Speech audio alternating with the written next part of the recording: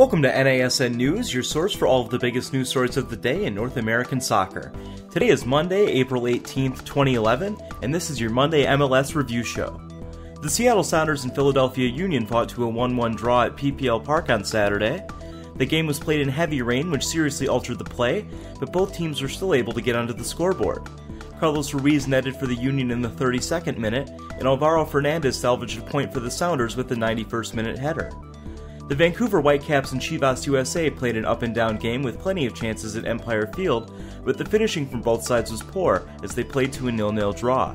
Though they failed to win, Vancouver produced their first ever clean sheet as an MLS club. DC United coasted to an easy win at BMO Field as Toronto FC played poorly in front of a home crowd in a 3-0 loss.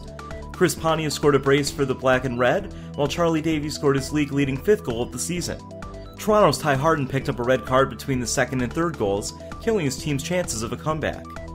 The New York Red Bulls turned in easily their best performance of the season at home against the San Jose Earthquakes, winning 3-0. Luke Rogers made a start for the Red Bulls and scored a brace as part of his great performance, while Thierry Henry turned in his best performance of the year, scoring his first goal of 2011 in the process.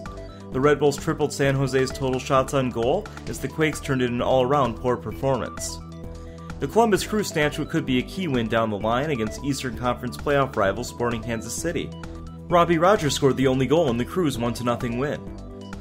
The Los Angeles Galaxy were shorthanded for their trip to Chicago with Landon Donovan injured and both David Beckham and Juninho suspended, but they were still able to notch a 2-1 victory at Toyota Park.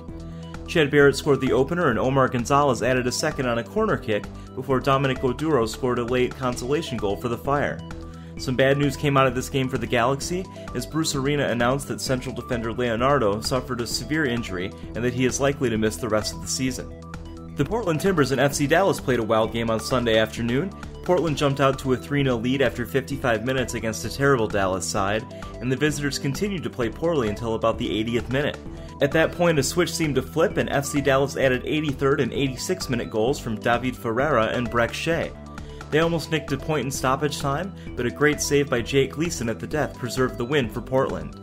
The Houston Dynamo and New England Revolution played in the final game of the weekend, with the Dynamo stealing all 3 points with a 1-0 win.